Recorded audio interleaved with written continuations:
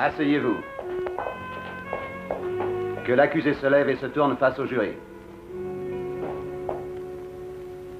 Mesdames et messieurs du jury, avez-vous établi un verdict?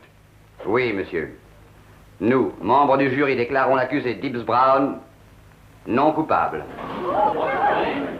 Que le prisonnier soit relâché et que les jurés se retirent. Vous êtes le meilleur avocat du monde. J'ai eu une de ces chances. Oui, vous pouvez le dire. Vous avez eu beaucoup de chance.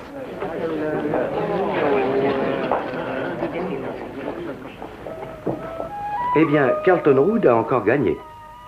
Mais il en est de même de toutes les affaires dont il s'occupe. Bien sûr, l'un des témoins à charge a bien été tué avant d'avoir pu paraître à la barre.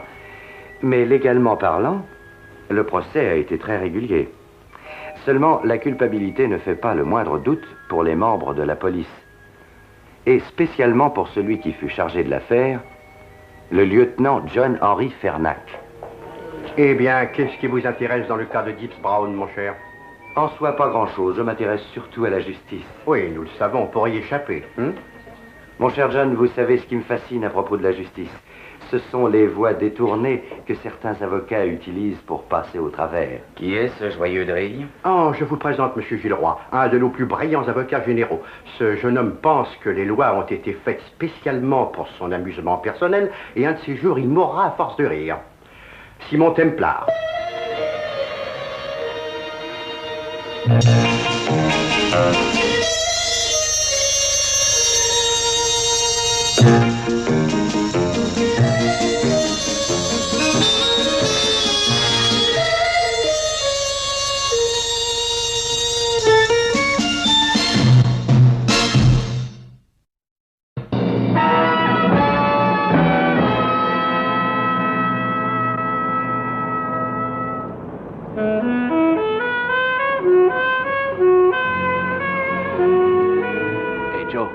Regarde, c'est éclairé.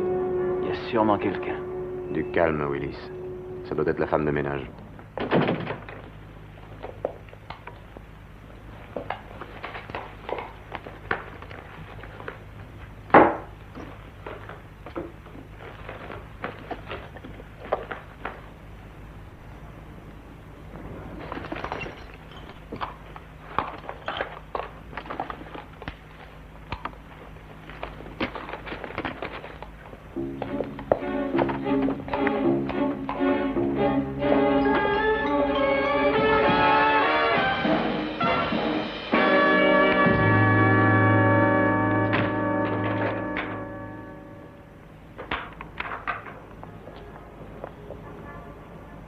On va attendre qu'elle ait tourné au coin. Et je m'approcherai un peu.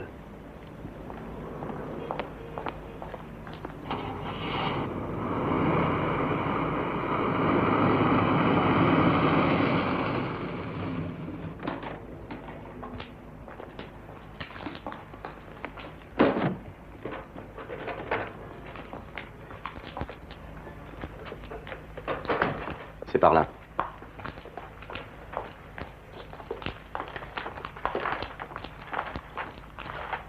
C'est là que j'ai entreposé les barils de kérosène. Le sol est en pente.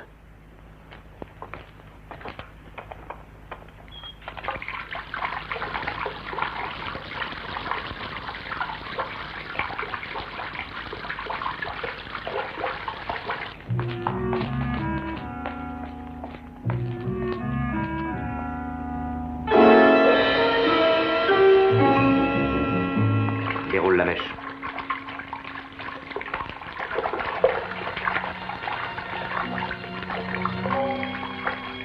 Est-ce que c'est vous, Monsieur Sholto? Monsieur Sholto?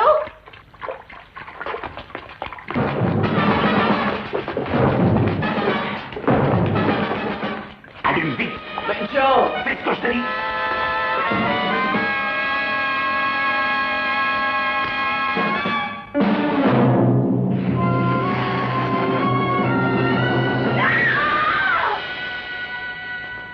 Si vous voulez sortir de là vivant, taisez-vous.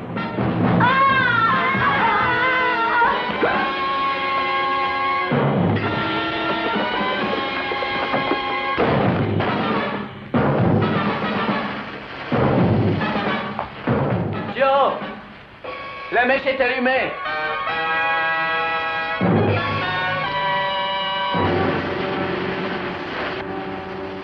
ça va exploser. Oh, les mains!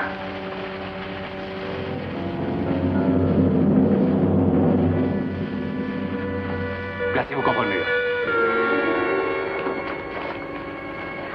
Les mains au-dessus de la tête.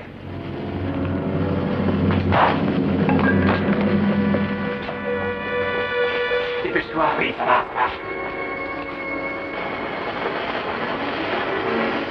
Joe, dépêche-toi, ça va sauter. Allez, vite.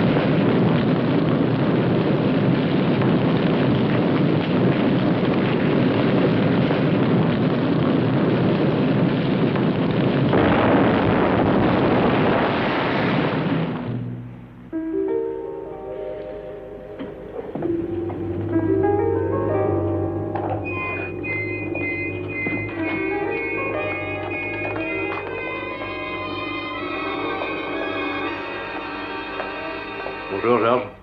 Salut, Franck. C'est toi? Il est déjà 8 heures? Oui, qu'est-ce que c'est?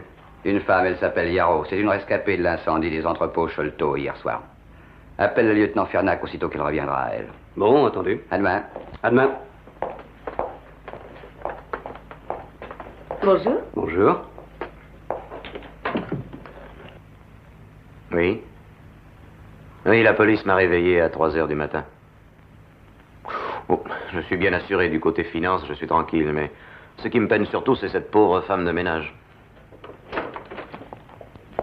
Oui. Oui, j'ai entendu dire qu'un policier était mort en voulant la sauver. Ah oui, c'est terrible. Oui. Merci d'avoir téléphoné. Au revoir. Tu es au courant? De quoi? Eh ben, Agnès Yarrow est vivante et elle est à Bellevue. Inconsciente et dans un état critique. Ah oui, mais qu'est-ce qui va se passer quand elle va revenir à elle? Elle nous a vus. Willis, sais-tu pourquoi je suis riche et que toi tu n'as pas un sou? Parce que je garde mon sang-froid. Et parce que je sais faire face à toutes les situations, quelles qu'elles soient. Mais Joe... Tiens, bois dans ça. Et si cette femme de ménage parle, ce sera sa parole contre la tienne et la mienne. Alors calme-toi. Mais Joe, il y a eu mort d'homme, il y a meurtre et incendie volontaire. Nous sommes dans le Nous pétrin. ne sommes pas dans le pétrin. Et nous n'y serons jamais. Carton Road va se charger de ça. Vrai, tu en es sûr? J'en suis sûr. Mademoiselle, vous m'entendez? Je suis le lieutenant Fernac de la brigade criminelle. Parlez-moi de ce qui s'est passé. J'avais oublié le porte-monnaie. Je suis revenu. J'ai eu l'auto de M. Sholto. Vérifiez ça, Lou. Bien, lieutenant. Vous avez vu Sholto? Ah oui. Oui, je l'ai reconnu très bien. Il était seul? Oh. Mademoiselle Yarrow, Monsieur Sholto était-il seul? C'est assez pour aujourd'hui. Le docteur a dit seulement 2 minutes. D'accord. Restez près d'elle. Bien, lieutenant.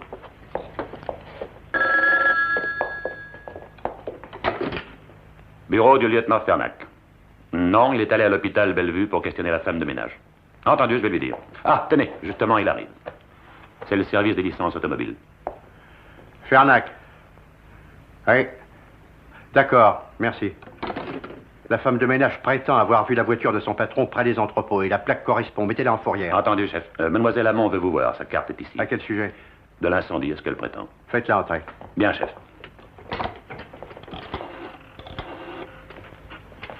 Fernac, vous comptez bientôt m'envoyer le rapport sur l'incendie Sholto? D'accord, aussi vite que possible. Bien. Lieutenant Fernac? Lui-même. Entrez, mademoiselle Hamon. Voulez-vous vous asseoir? Merci. Marie Hamon, vous êtes chargée d'enquête pour une compagnie d'assurance. Eh, entre nous, vous n'en avez pas l'air, avouez-le. Vous n'avez pas non plus l'air d'un policier. Hein. Qu'y a-t-il pour votre service? C'est au sujet de l'incendie Sholto. Vous êtes sur l'affaire. C'est exact, je vous écoute. Monsieur Sholto s'est assuré à notre compagnie. Ah, il est assuré chez vous. Et l'étude du dossier révèle des détails fort instructifs. Ah, par exemple? Sholto a acheté il y a 5 ans en toute propriété le terrain et les entrepôts de Bleecker Street. Il y a 3 mois, une grosse société immobilière lui faisait une offre pour le terrain. Pas les bâtiments? Non.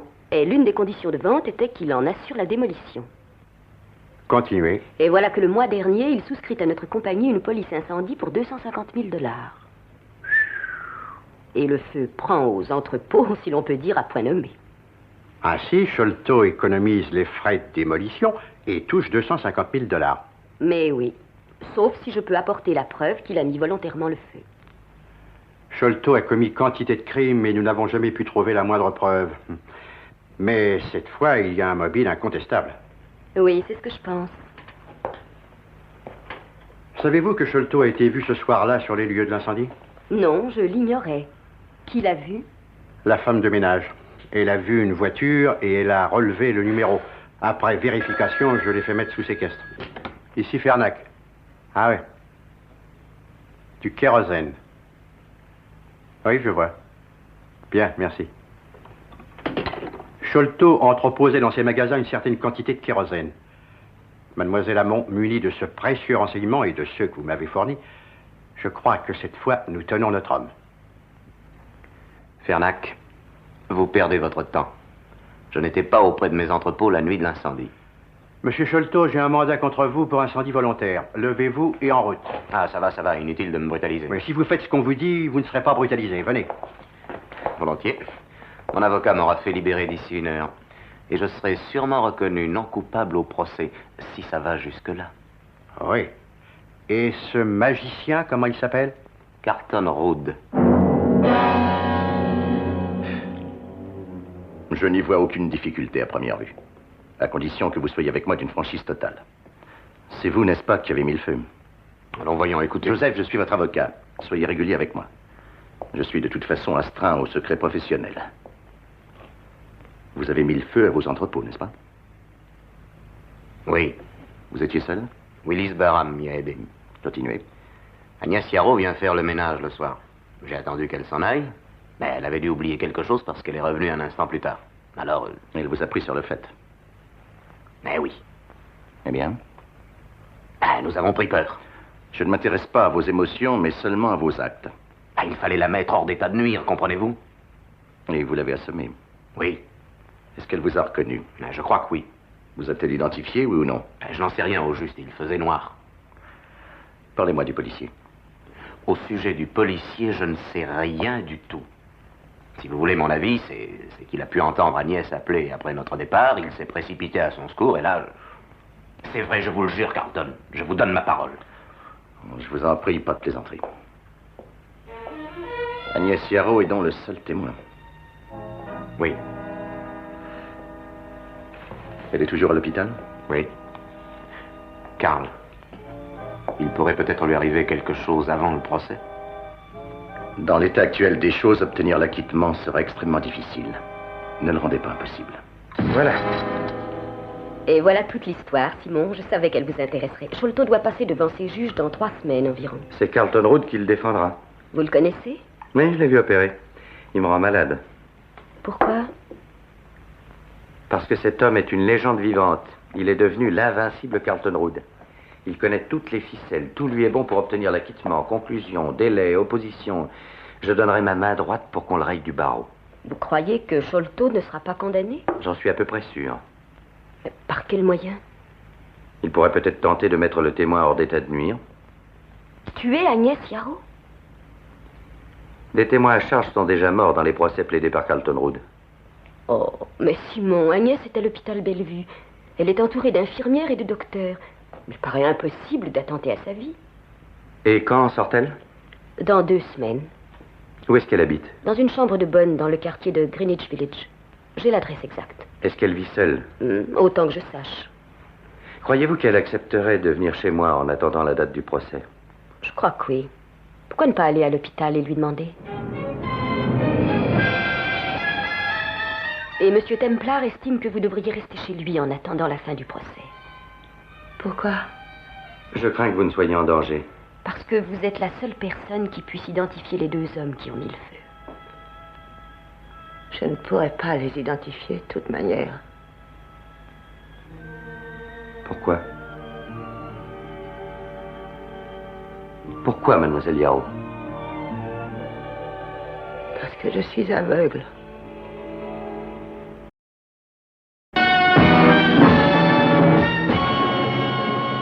Quand je suis revenue à moi, il faisait très chaud. Et de la fumée sortait de sous la porte. Alors j'ai crié, j'ai frappé. Et tout à coup, je n'ai plus rien vu. Et quand j'ai repris conscience, j'étais dans une chambre d'hôpital. Mademoiselle Yarrow, est-ce que vous affirmez avoir été attaquée par le défendeur Joseph Sholto? Je proteste à votre honneur. Le témoin pense probablement, et de la meilleure foi du monde, compte tenu de son état de santé, avoir vu M. Sholto. Mais en aucune façon il est en mesure de pouvoir formellement identifier le défendeur, puisqu'il ne peut pas le voir. Votre protestation est justifiée. Très bien, votre honneur. Je vais donc poser la question autrement. Mademoiselle Yarrow, pouvez-vous affirmer que vous avez été attaquée par Joseph Sholto? Oui, monsieur. Vous l'avez vu. Vous avez reconnu sa voix et son auto. Oui, monsieur. Merci, mademoiselle. À vous, maître. S'il plaît à la Cour, je voudrais différer mon contre-interrogatoire jusqu'à ce que j'aie interrogé les témoins de la défense. Accordé. L'accusation est d'accord. Vous pouvez regagner votre place.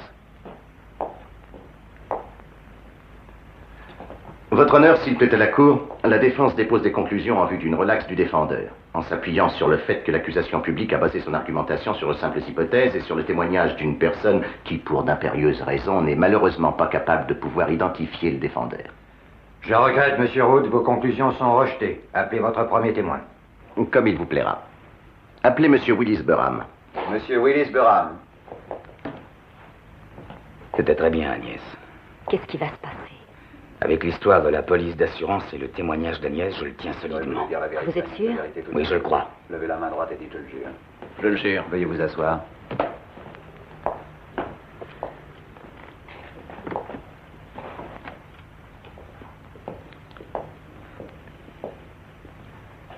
Quel est votre nom, s'il vous plaît?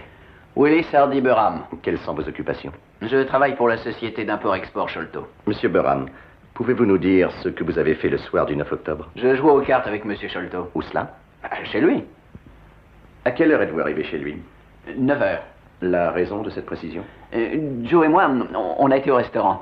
Ensuite, il m'a emmené chez lui, à Brooklyn, et j'avais allumé la radio de bord. Là, juste au moment où nous sommes arrivés au garage, l'annonceur a donné l'heure exacte. Est-ce que les jurés vont accepter un témoignage pareil? Je vais le réduire en pièces. J'ai regardé ma montre et j'ai vu qu'elle avançait. Nous avons joué jusqu'à 2 heures du matin. Et puis il m'a reconduit chez moi. Vous avez donc joué toute la soirée? Oui, monsieur. Est-ce que vous avez, à quelques moments de cette soirée, entre 9h et 2h du matin, laissé seul Monsieur Sholto? Non, monsieur. Monsieur Sholto a-t-il, lui, quitté sa maison pendant ce même laps de temps? Non, monsieur. En d'autres mots, durant ces 5 heures consécutives, vous êtes tout le temps resté en présence de Monsieur Sholto. Et cela chez lui. Oui, c'est exact. À vous, monsieur le procureur. Monsieur Burham, vous venez de dire à la cour que vous avez joué aux cartes la nuit du 5 octobre avec Monsieur Sholto chez lui pendant 5 heures. C'est exact? C'est exact. À quoi avez-vous joué? Pardon? À quoi avez-vous joué? Au rami. Vous hésitez? Oui, j'ai oublié quelques secondes. Vous avez gagné? Non, j'ai perdu. Combien? Je sais plus. Vraiment. Vous vous rappelez avoir mangé au restaurant, être rentré en voiture en compagnie de Monsieur Sholto? Vous vous souvenez d'un annonceur de radio qui a donné l'heure exacte, mais vous avez oublié combien vous avez perdu au rami. Ça devait se monter à quelques dollars, enfin, c'était pas important. Oui, je vois. Monsieur Boram, il y a longtemps que vous connaissez Monsieur Sholto? Ça fait 15 ans. C'est donc un ami intime. Oui? Il est aussi votre employeur, c'est exact? Oui. Quel est votre salaire, Monsieur Boram? Bon, je me fais environ $150 par semaine. C'est une assez jolie somme. Avez-vous d'autres sources de revenus? Je proteste. Cette question peut nuire aux intérêts du témoin, votre honneur. Accordé. Je vais la poser autrement. Monsieur Boram, êtes-vous complètement dépendant de Monsieur Sholto sur le plan financier? Je proteste. Pour la même raison. Votre honneur, je n'essaie pas d'influencer le jury par le moyen de questions gênantes pour le témoin. Je ne tiens nullement à ce qu'il soit influencé par le fait que le témoin gagne beaucoup ou peu d'argent, qu'il soit riche ou pauvre. Mais je crois qu'il est essentiel pour nous tous de savoir s'il est financièrement dépendant de celui pour lequel il est appelé à témoigner devant ce tribunal. Votre point de vue est excellent, monsieur Gilroy. La protestation est rejetée.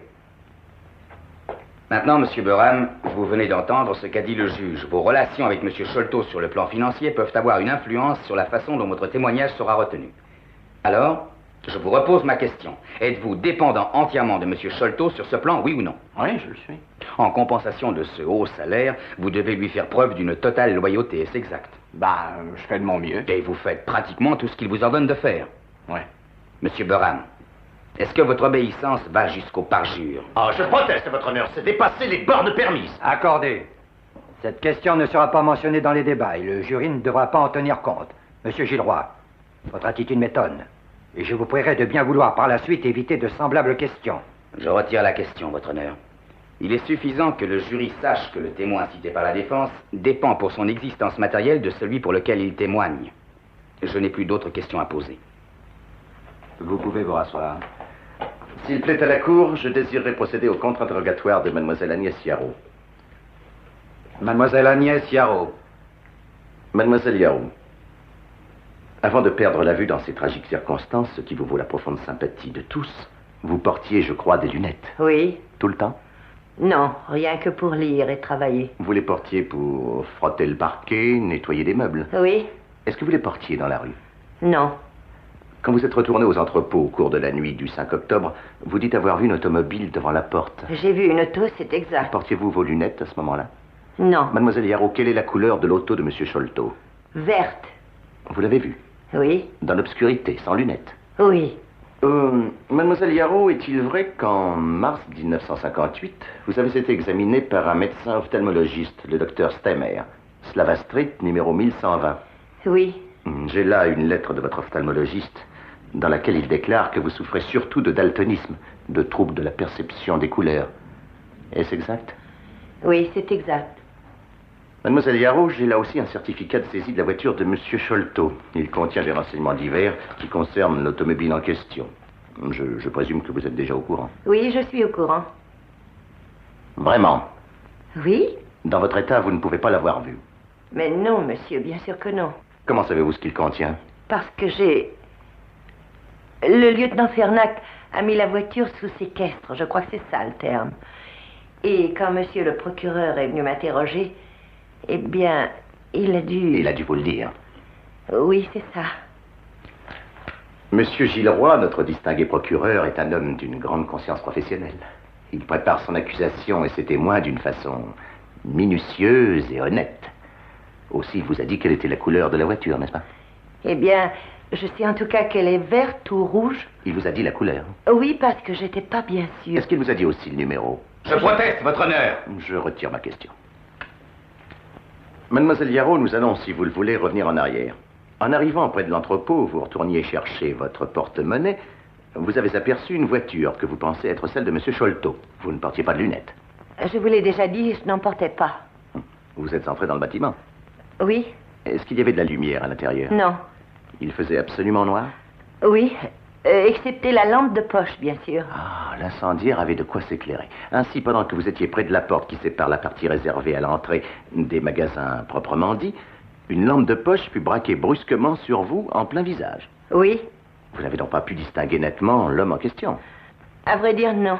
J'avais la lumière en pleine figure. En fait, vous ne pouviez rien voir de ce qui vous entourait, de ce qui pouvait se passer autour de vous. J'ai quand même pu apercevoir Monsieur Sholto. Vous avez prononcé quelques paroles d'après l'instruction.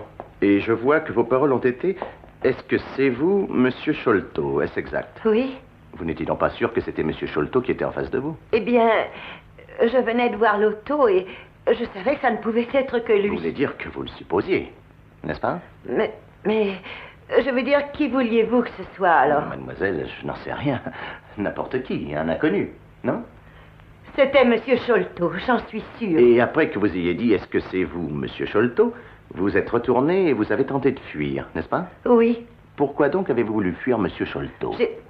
J'ai pris peur, soudain. Avez-vous eu peur de Monsieur Sholto en d'autres occasions? Non, mais... Mais vous n'étiez pas sûr que ce fût lui? Je sais que c'était bien Monsieur Sholto. Mademoiselle Yarrow, vous tourniez le dos à cet homme qui courait après vous. Oui. Et vous ne l'avez pas regardé. Pas exactement. Est-ce que vous tourniez bien le dos à cet homme, oui ou non? Oui. Alors cet homme vous a rattrapé et vous maintenant par derrière a tenté de vous emmener en direction du bureau. Oui. On peut donc en conclure qu'à aucun moment dans la nuit du 5 octobre, vous ne vous êtes trouvé face à face avec cet homme. Eh bien non, en réalité tout s'est passé tellement vite. Et vous aviez très peur. Bien sûr, j'avais peur. Vous aviez perdu votre sang-froid. Mais j'ai la certitude que c'était Monsieur Sholto. Mademoiselle Yarrow, vous avez prêté serment.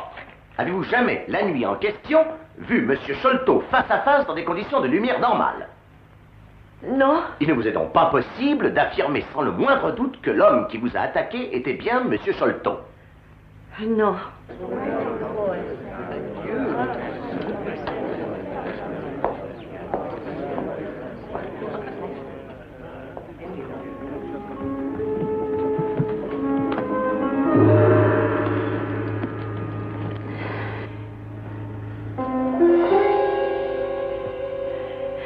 Je suis sûre que c'était Monsieur Sholto.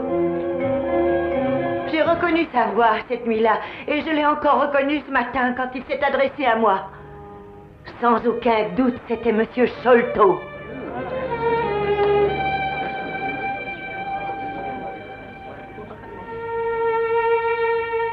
Votre honneur, nous voulons bien reconnaître la bonne foi du témoin quand il se déclare capable d'identifier son agresseur rien qu'en entendant le son de sa voix. Encore faut-il qu'il accepte de se soumettre devant la cour à une épreuve, mais pour préparer cette épreuve, je demande un ajournement jusqu'à lundi prochain. Monsieur Jules Roy? Aucune objection, votre honneur, quant à la date, mais... Proposition retenue. Le tribunal s'ajourne jusqu'à lundi matin à 10 heures. Si vous voulez sortir de la vivante, taisez-vous. Si vous voulez sortir de la vivante, taisez-vous. Alors, vous y êtes? Oui, je crois. Ce sera facile. Vous pouvez emporter le magnétophone, si vous voulez. Jouez bien le jeu, et vous serez bien payé. Mademoiselle Yarrow, vous avez affirmé devant ce tribunal avoir, dans la nuit du 5 octobre, entendu une voix. Est-ce exact? Oui. Et cette voix, d'après vous, disait « Si vous voulez sortir de la vivante, taisez-vous ». Est-ce exact? Oui. Et vous avez affirmé publiquement que la voix était celle de Monsieur Sholto et que vous pourriez la reconnaître. Je pourrais la reconnaître entre mille. Mademoiselle Yarrow, vous allez entendre les mots que vous affirmez avoir entendus dans l'entrepôt la nuit en question. Il n'y a peut-être qu'une voix, peut-être plusieurs, mais l'une de ces voix est celle de Monsieur Sholto. Êtes-vous prête? Oui. Si vous voulez sortir de la vivante, taisez-vous.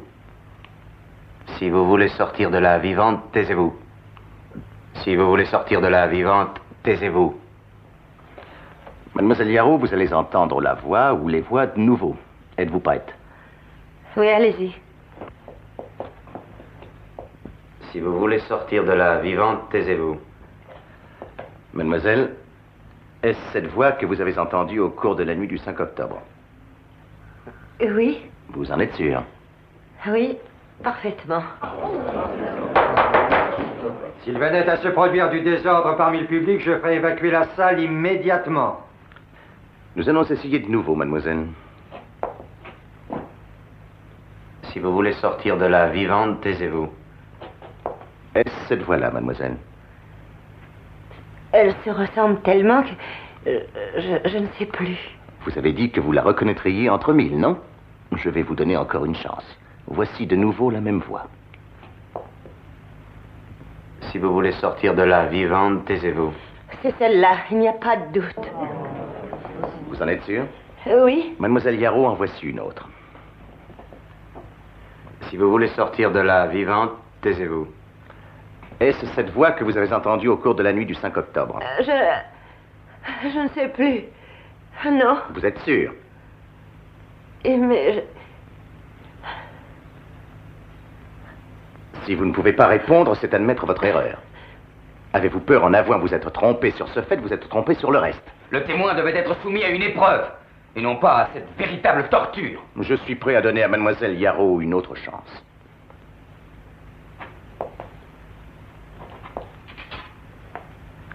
Si vous voulez sortir de là vivante, taisez-vous.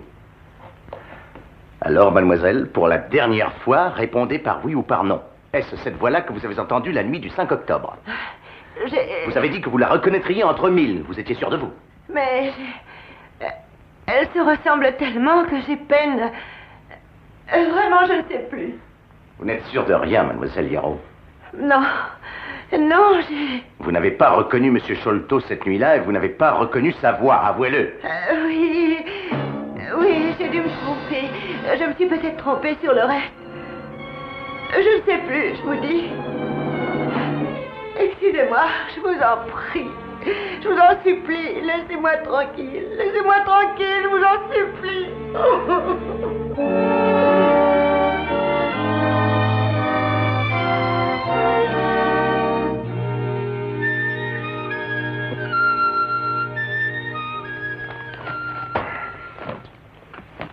Tenez. Ne faites donc pas cette tête-là, lieutenant. Vous avez fait l'impossible. Oui, mais ce n'était pas assez. Disons que Carlton Rood a fait mieux encore. Cette espèce d'avocat marron, vous connaissez la dernière? Ce soir, il doit faire une conférence sur le sujet suivant, l'art de la plaidoirie. Et si vous n'avez rien de mieux à faire, écoutez-le, en modulation de fréquence. C'est ce que je vais faire. Et je suis prêt à faire le pari que l'agent de police n'a pas entendu crier Agnès et qu'il n'est pas allé à son secours. Vous ne le croyez pas? Non. Moi non plus. Il n'est plus question de savoir si vous y croyez ou non. Pour l'État de New York, l'affaire est classée. Elle l'est peut-être pour vous, lieutenant, mais elle n'est pas classée pour moi. Écoutez, Templar, je vous donne un conseil. Ne vous avisez pas d'y mettre le nez. Allons, lieutenant, moi, y mettre le nez? Il est trop petit.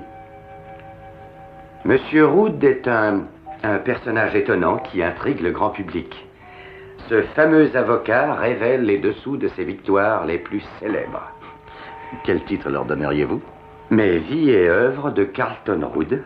Revu par Tom Simmons, je présume. Monsieur Rood, ça ne m'intéresse aucunement de recueillir un succès d'auteur.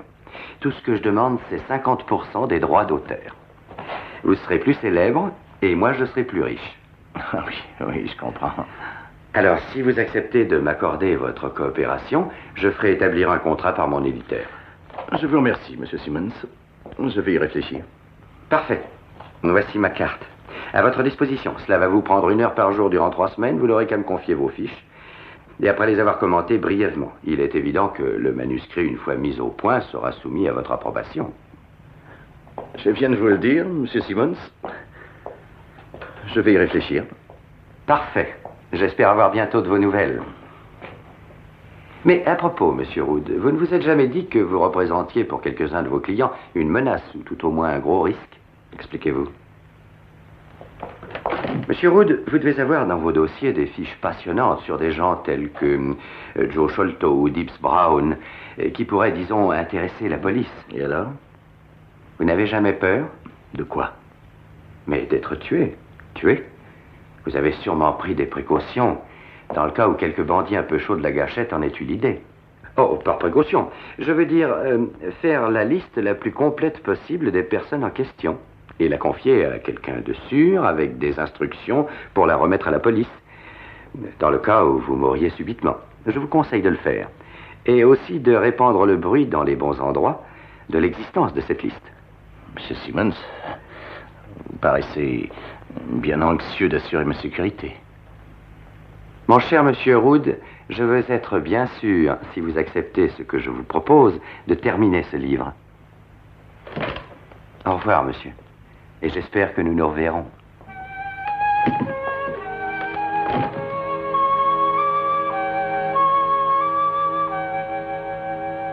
Et c'est ainsi, mesdames, messieurs et chers confrères du barreau, que je puis, en conclusion, affirmer de front haut que défendre et répandre cet idéal est la mission confiée à nous autres, humbles praticiens de la loi. Répandre cet idéal est la mission confiée à nous autres, humbles praticiens de la loi. Don, c'est stupéfiant. Incroyable. Oh, ça n'a rien d'extraordinaire. Je l'ai soigneusement étudié pendant 1 heure. C'est ce que Rude avait fait lui aussi. Oui, et nous allons lui rendre l'appareil. Vous voulez le réentendre?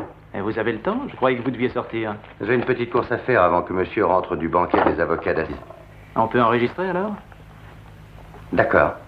On peut y aller? Allons-y. Monsieur Rude, le sénateur nommé rapporteur de la commission qui doit combattre le crime est décidé à abattre Joe Sholto. Pourquoi venez-vous me voir? Parce que vous êtes son avocat. Je dois vous dire que le sénateur semble vouloir faire preuve de générosité.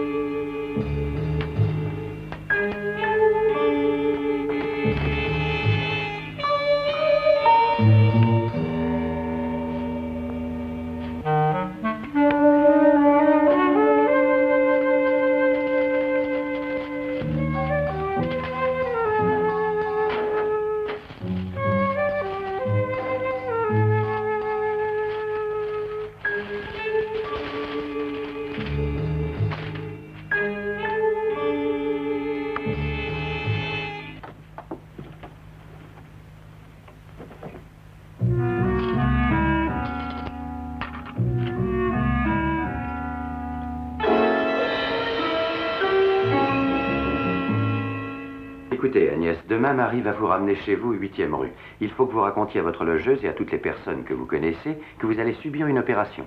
Qu'un avocat bien connu vous a fait examiner et va payer tous les frais. Entendu, monsieur Templar, je ferai tout ce que vous me direz. Vous êtes sûr que rien ne manque, même dans les fiches confidentielles? Rien, monsieur Rude. Excepté une bande vierge de magnétophone. Madame Donaldson, croyez-vous possible que l'un de mes clients ait l'intention de... De quoi, monsieur Rude? Non, c'est ridicule. Téléphonez au gérant qu'il fasse remettre un autre carreau. Bien, monsieur.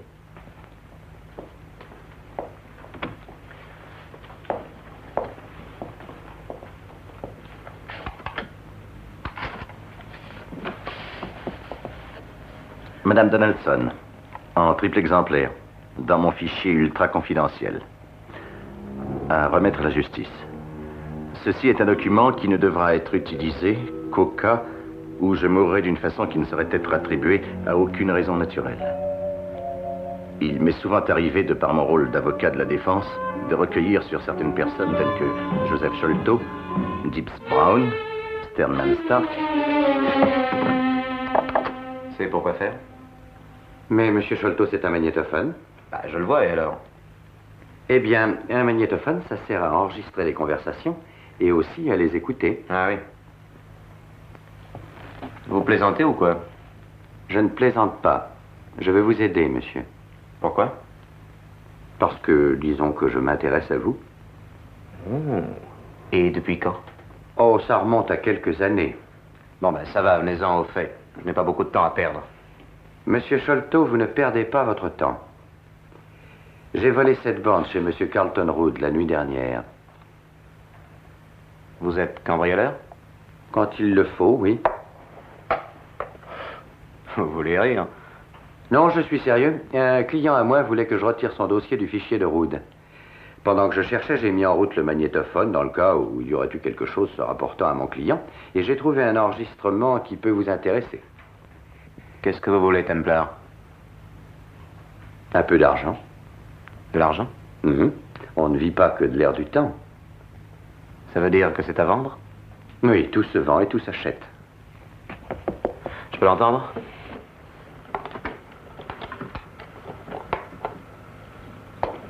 Monsieur Rude, le sénateur nommé rapporteur de la commission qui doit combattre le crime est décidé à abattre Sholto. Pourquoi venez-vous me voir? Parce que vous êtes son avocat. Je dois vous dire que le sénateur semble décidé à faire preuve de générosité. Jusqu'où? Si Sholto est condamné, $100 000. Si le sénateur peut également épingler à son tableau les 3 autres clients dont nous avons parlé, un siège de juge fédéral pourrait vous être réservé. Est-ce que ça vous intéresse? Eh bien, c'est à étudier. Reconnaissez avec moi que lorsque vous prendrez votre retraite, ce titre ne fera pas mauvais effet sur votre carte de visite, non? Le cas Sholto ne présente aucune difficulté. C'est lui qui a mis le feu à ses entrepôts, avec la complicité de Willis Burham. Burham? Oui, une petite crapule sans cervelle à laquelle il confie ses basses besognes. Oh, cette espèce, tais-toi, Willis. Je suis convaincu que Sholto a tué le policier. Monsieur Wood, êtes-vous prêt à coopérer à fond avec le sénateur McPherson? Vous pouvez dire au sénateur que ce sera pour Carlton Rood un devoir et une joie de faire ce qui sera en son pouvoir pour coopérer avec la commission du crime. Pourquoi l'arrêter? C'est assez pour un échantillon gratuit. Continuez. Le reste de la bande est vierge. Je n'arrive pas à le croire. En tout cas, c'est bien sa voix. Je te l'avais dit, Joe, que Carlton Rood en savait beaucoup trop. J'ai la suite. Où ça? Dans un endroit sûr. Si vous voulez connaître le sort que Rood vous réserve, il faut y mettre le prix. Le fait de connaître à l'avance son plan d'attaque peut vous être très utile pour vous défendre. Ça vous donnera même un avantage sérieux.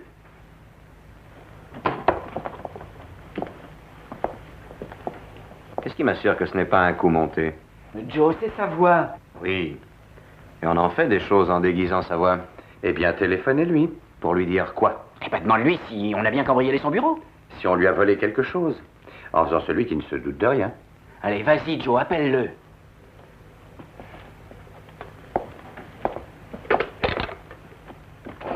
Demandez-moi, monsieur Rood. Je reste en ligne. Vous devriez commencer par empêcher Agnès Yarrow de se faire opérer. Si l'opération réussit comme je le pense, elle vous identifiera. Quoi? Les détails sont sur le reste de la bande. Allô, Carlton? Bonjour, Joe.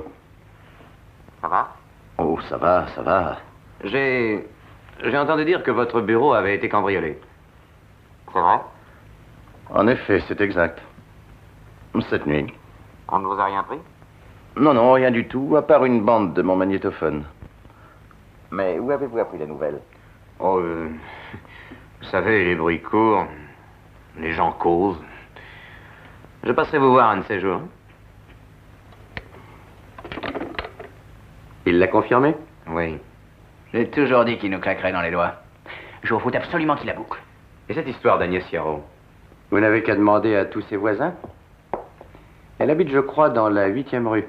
J'ai son adresse quelque part. Oui, je connais son adresse. Continuez. La logeuse en a parlé un peu partout. Elle a dit qu'elle était allée voir un grand spécialiste et qu'un avocat connu allait payer les frais. Va voir la logeuse et interroge-la. Entendez, Joe. Et interrogez aussi les voisins.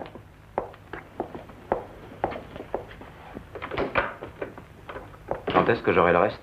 Quand j'entendrai le froissement de 10 000 $ en billets. Qui est encore sur la liste? Dibbs Brown, Herman. On ne peut plus croire en personne. Même pas en son avocat. Allez, voilà.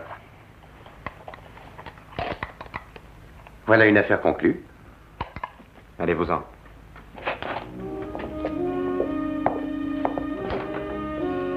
Au revoir, monsieur Sholto. Le magnétophone est en prime.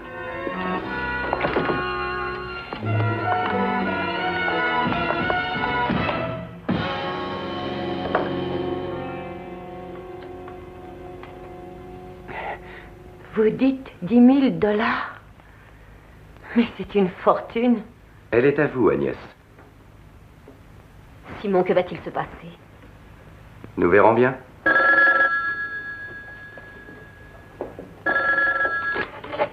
Allô? Allô, Templar? Vous m'avez appelé? Oui, lieutenant, en effet. J'ai un renseignement tout chaud. Placez 2 hommes près de chez Carlton Rood dans les heures qui vont suivre. Pourquoi? Qu'est-ce que vous manigancez? Moi, rien du tout. Je me contente de jouer le rôle d'agent catalyseur. De quoi? D'agent catalyseur. C'est un corps dont la présence provoque une réaction chimique entre 2 autres corps. Mais de quoi est-ce que vous parlez? Lieutenant Fernac, faites ce que je dis. Postez 2 hommes dans les heures qui suivent près de chez Carlton Rood, ou mieux encore, allez-y vous-même. J'ai le pressentiment que notre ami Joe Sholto va se livrer à des manifestations tout à fait illégales.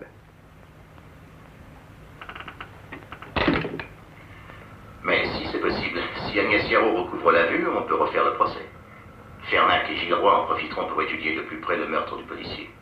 Et si ça ne marche pas, vous pourrez attaquer Sholto sur le terrain de la fraude fiscale. Il s'y livre depuis 5 ans, et surtout depuis 1960. Joe, c'est vrai. Si j'étais le sénateur McPherson, Est-ce que tu as vu la logeuse? Ouais. Et aussi une de ses voisines. Elles m'ont dit toutes les deux qu'Agnès allait être opérée. Et que c'était un avocat important qui allait payer les frais. Suis-moi, Willis.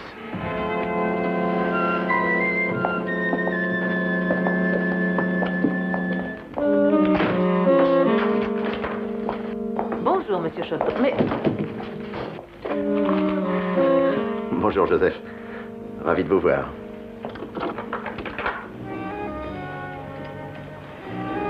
Vous ne le serez plus avant longtemps. Qu'est-ce qu'il y a? Qui vous autorise à fermer à clé? C'est le sénateur Macpherson. Quoi? C'est une petite crapule sans cervelle. Hein? Et de quoi parlez-vous? Dites-lui que ce sera pour Carlton Road un devoir et une joie de faire ce qui sera en son pouvoir pour coopérer avec la commission du crime, hein? Que c'est drôle, que c'est drôle, que c'est drôle. Vous avez bu? Joe, regarde. Privé et confidentiel. Ah. Depuis quand a-t-on des secrets pour ses petits amis, hein? Vous n'avez pas le droit de lire cela. Vous n'avez pas résisté au besoin de le mettre noir sur blanc, Rood. Espèce de faucheton. Traître. Vous vouliez me vendre pour de l'argent, hein? Allez, tricheur, sortez! Vous m'entendez? Sortez! Sholto est ici? oui, Sortez!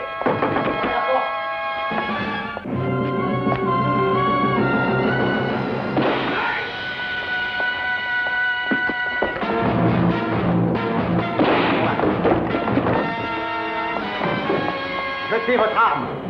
Jetez-la! Vous entendez?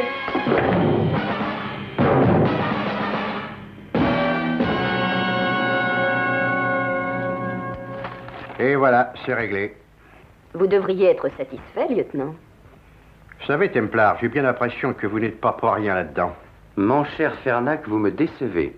Est-ce que j'ai tué Burham? Est-ce que j'ai tué Rood? Est-ce que j'ai condamné Sholto à la chaise? Non, mais vous saviez ce qui allait se passer. C'est pourquoi vous m'aviez demandé de poster 2 de mes hommes chez Rood. Mais comment aurais-je pu deviner ce qui se passerait? Si Sholto n'avait pas fermé la porte, vous arriviez à temps. Je n'ai fait au fond que prévoir, si l'on veut, certaines actions et réactions. Et ne dit-on pas que certaines bêtes sauvages finissent souvent par se dévorer entre elles? Et si vous veniez dîner avec Marie et moi? Qui paiera? Moi, comme toujours.